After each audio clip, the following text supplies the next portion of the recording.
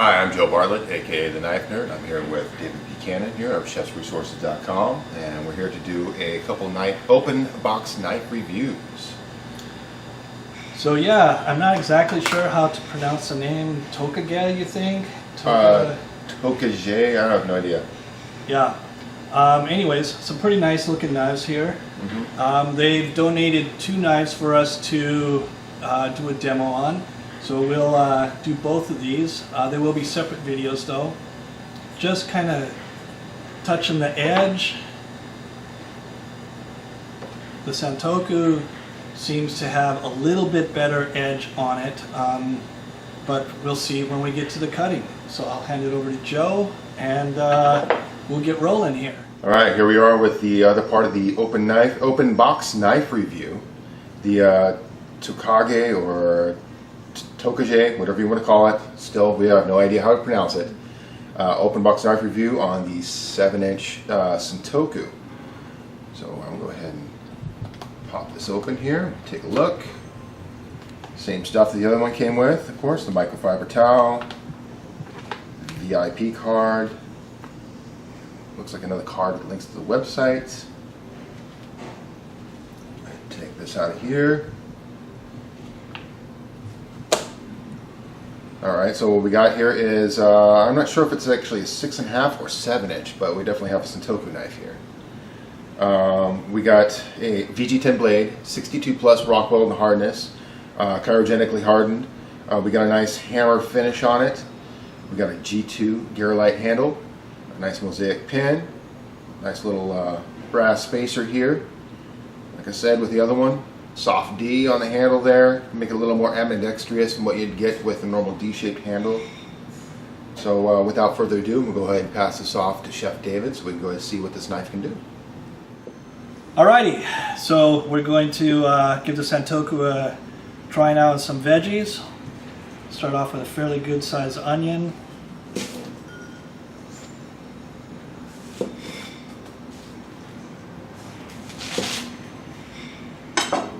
See how she performs going through a thick veggie like this.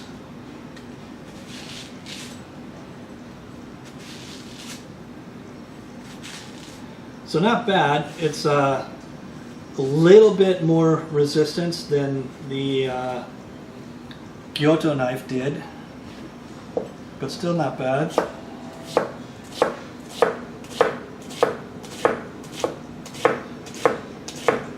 This way it's actually pretty nice.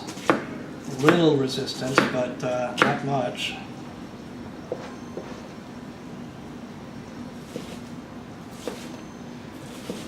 It's a little bit short for me to be able to keep the tip on the blade or on the board for this big of an onion.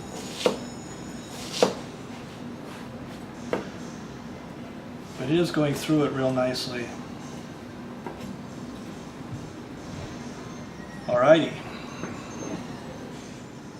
Alrighty, so Joe just mentioned something interesting. He said that with this little thicker knife, especially thicker on the spine as well as down on this end of the knife compared to the Kyoto, that he could hear the difference on the knife. He could hear a little bit more resistance on this one versus the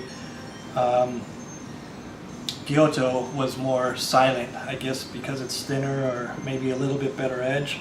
Anyway, so let's try this puppy on a carrot. I'm going to do a pull test on it ultimately just to see how well I can pull straight through a dense vegetable.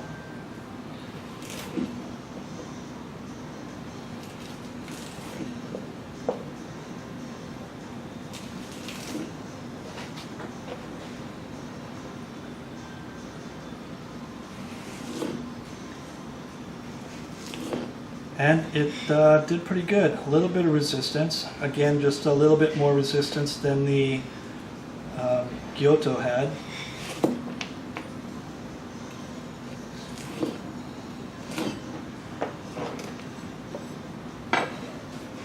Okay, a little green onion, just to see if we can get through it without having it getting like halfway through, which is a problem with some knives.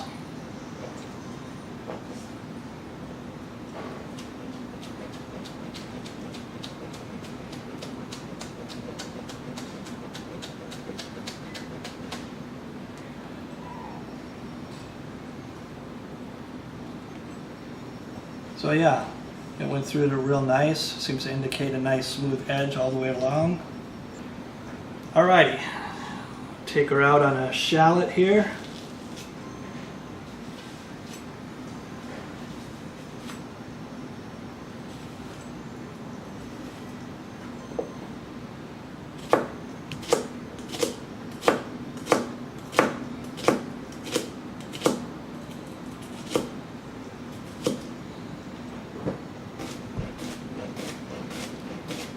Doing a pretty nice job on that shallot.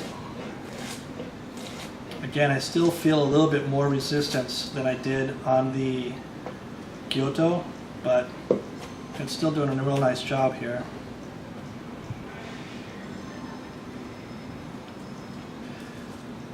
Alrighty, we'll do a basil chiffonade next. Make sure we don't get any tearing or bruising.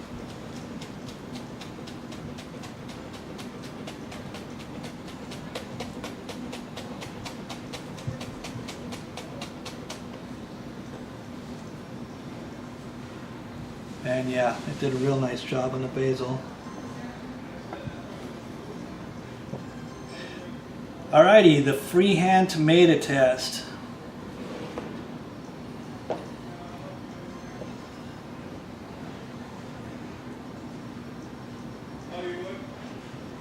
Ooh, definitely.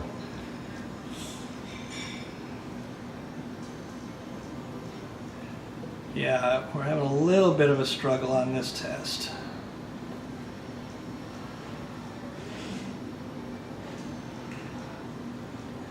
It'll do it, but I gotta be really, really gentle and do a lot more of a sawing action.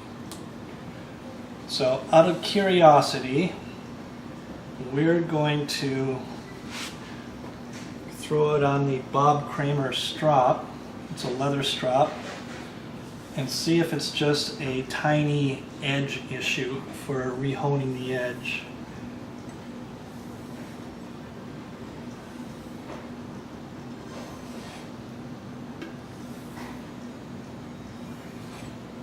I've recently purchased this and have been amazed at the difference that it can make for fine-tuning an edge after it's basically sharp and just needs just that little extra.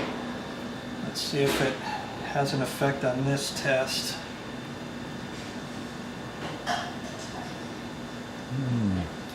So it did improve it. Still not as much as I would like to have it improve. It's still having a little bit of an issue here. I think the edge could be fine-tuned a little bit. Maybe throw it on a 5000 whetstone or something. Alright, now for the final part of this test, we're going to go do the paper cut test. Ideally, we should be able to get through this with no serrations, no struggles, nice clean cut. So let's see what we can get here. A little bit of resistance, but you know, tiny bit of serration on there. But other than that, though, it went through pretty easily. Alright, so after Chef David and I both tried these knives, I was actually very impressed. They formed a lot better than I expected. Very comfortable, very easy to use. My only nitpick about it is the squared off spines. Got a little bit digging into your fingers whenever you're doing the pinch grip on it. Price point, you're looking at $98.95 currently on Amazon. And I would definitely recommend these knives. I mean, they were comfortable, sliced easily, performed very well.